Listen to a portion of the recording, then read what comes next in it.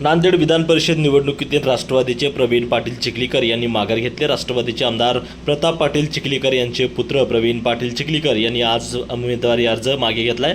वरिष्ठ नेत्यांच्या आदेशानुसार नांदेडमध्ये महायुतीत भाजप विधान परिषदेची जागा लढणार असा निर्णय झाला आहे। तर आज संयुक्त पत्रकार परिषदेमध्ये खासदार अशोक चव्हाण आणि आमदार प्रताप पाटील चिखलीकर यांनी प्रवीण पाटील चिखलीकर यांची माघार घेतल्याची माहितीची घोषणा केली आहे।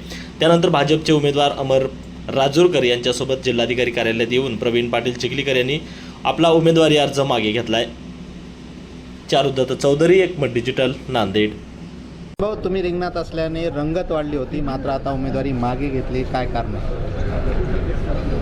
राज्याचे मुख्यमंत्री आदरणीय देवेंद्र फडणवीस साहेब, आमच्या नेत्या सुनीताताई पवार मॅडम, एकनाथजी शिंदे साहेब या तिघांनी संयुक्तरित्या संबंध महाराष्ट्रामध्ये ही निवडणूक कुठलीही बंडखोरी होऊ नये या अनुषंगाने तिघांनीही एका मंत्रानं एका दिल्यानं त्या ठिकाणी काम सुरू केलेलं होतं। माझा फॉर्म मी राष्ट्रवादी काँग्रेस पक्षाकडून भरला होता। तोपर्यंत ही जागा आणखी कुठल्याही पक्षाला सुटलेली नव्हती आणि ही जागा राष्ट्रवादी काँग्रेसला सुटावी असे आमचे सर्व जिल्हा अध्यक्ष असतील, आमचे आमदार, आमचे माजी आमदार, सर्व जिल्ह्यातल्या पदाधिकाऱ्यांची इच्छा होती। मी ते मत पवार मॅडमकडे या ठिकाणी मांडलं, आदरणीय फडणवीस साहेबांकडे मांडलं आणि एकनाथ शिंदे साहेबांकडे मांडलं। परंतु ही जागा पक्षीय बलाबल त्यांचं जास्त असल्यामुळे ही जागा राष्ट्रवादीला न सुटता भारतीय जनता पक्षाला सुटली आणि फडणवीस साहेब आणि या तिन्ही नेत्याच्या आदेशावरनं मी आज तो फॉर्म विड्रॉल करतो। ओके, निवडणुकीतून माघार घेत आहे सर, काय पहिलं?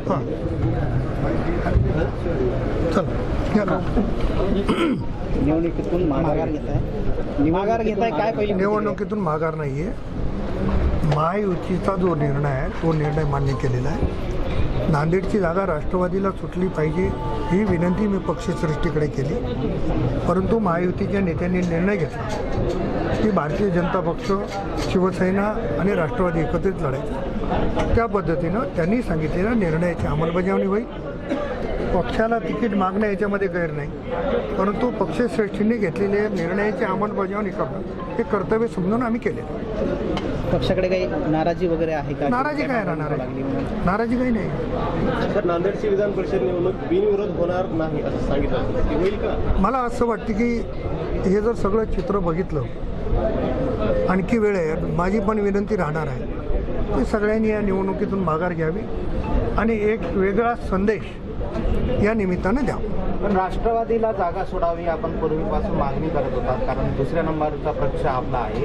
मग काय तडजोड झाली असे की आपण? तडजोड शेवटी पक्षश्रेष्ठीने जो निर्णय घेतला, तडजोड इथं नाही झाली, तडजोड वरच्या लेवलला झाली। माननीय मुख्यमंत्री, माननीय उपमुख्यमंत्री नाही, राष्ट्रवादी, शिवसेना आणि भाजपनं किती जागा लढवायच्या त्यांनी ठरवलं। त्याच्यामध्ये ही जागा भारतीय जनता पक्षाच्या वाट्याला आली। त्याच्यामुळे महायुतीचा धर्म म्हणून आम्ही माघार घेणार आणि पूर्णपणाने अमरनाथ राजूरकर कसे जिंकले पाहिजे याच्यासाठी प्रयत्न। वरिष्ठांनी सांगितल्यानंतर तडजोड झाली असं आपण म्हणताय, मग ही तडजोड वरिष्ठांनी सांगितलं, वरिष्ठांनी मला एकट्याला नाही सांगितलं, महाराष्ट्रासाठी तडजोड झाली, कोण किती जागा लढल्या पाहिजे आणि अनेक ठिकाणी अनेक लोकांनी उमेदवारी मागितली। परभणीला पण राष्ट्रवादीनं मागितली, परभणीला पण भारतीय जनता पक्षाने मागितली, पण तिथं शिवसेनेला दिली। दोन्ही पक्ष माघार घेत आहेत, तसं आम्ही इथं मागितली, आम्हाला मिळालं नाही, आम्ही माघार घेतो। विधान परिषदेची रसाळी आपण एकत्र जेवत आहात, येणारी लोकसभा आणि विधानसभेची जी दिवाळी आहे ती एकत्र राहणार आहे का सोबत? नक्की एकत्र करू आणि रसाळी जेवताना देखील तुम्हाला निमंत्रित करू। आज विधान परिषद चुनाव के अनुशंसा से आपने पत्रकार परिषद में क्या कहना चाहिए? आमदार विधान परिषद निवडणुकांच्या अनुषंगानं दोन कट्टर विरोधक आज एकत्र येत आहेत, काय सांगणार? कुठला कट्टर विरोध असायचा प्रश्नच उद्भवत नाही। ही महायुतीच्या उमेदवारीमध्ये ही जागा भाजपच्या उमेदवाराला देण्यात आलेली आहे। तिन्ही पक्षांनी एकत्र मिळून जागा वाटपाचा फॉर्म्युला निश्चित केल्यामुळे नांदेडची जागा भाजपला देण्यात आल्या असल्यामुळे आज या ठिकाणी प्रतापरावांनी ही पत्रकार परिषद त्यांचा पाठिंबा घोषित करण्याकरता आयोजित केलेली होती आणि त्यांचे चिरंजीव प्रवीण पाटील यांनी अपक्ष उमेदवारीची घोषणा टाकली होती ती माघार घेण्यासंदर्भातली एकंदरीत ही पत्रकार परिषद होती आणि आम्ही तिन्ही घटक पक्ष एकत्र येऊन राज्यामधल्या 17च्या 17 जागा आमच्या विजयी होतील या अनुषंगाने प्रयत्नशील राहणार आहोत. आणि त्यामुळे मला काही अडचण भाजपचा, राष्ट्रवादी पक्षाचा आणि शिवसेना या तिघांचं यश या 17 जागेमध्ये निश्चित होणार आहे. चांगल्या मताधिक्याने आमचे सर्वस्व उमेदवार निवडून येणार आहेत. अशा प्रकारचं वातावरण या मजबूत युती झाल्यामुळे होणार आहे. दोन मोठ्या राजकीय नेत्यांची एकत्रित येणं हे फक्त राजकारणापुरतं मर्यादित राहणार आहे की जिल्ह्याच्या विकासासाठी सुद्धा एक सुरुवात चांगली आहे.